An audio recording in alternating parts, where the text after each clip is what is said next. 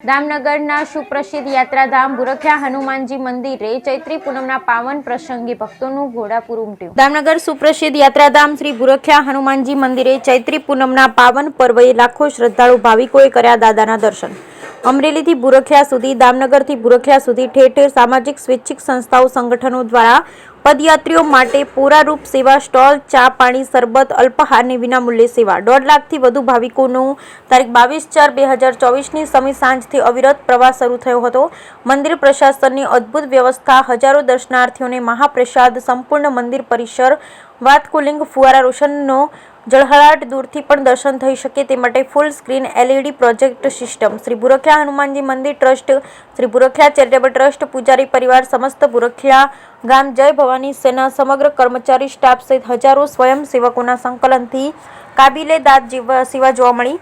દરેક દિશાએથી આવતા પદયાત્રી દર્શનાર્થીઓની સુરક્ષાને ધ્યાને રાખી ભારે વાહનને પ્રવેશબંધી ફરમાવતા જાહેરનામાનો ચુસ્ત અમલ સંપૂર્ણ મંદિર પરિસર CCTV કેમેરાથી બાદ નજર રાખી રહ્યો હતો।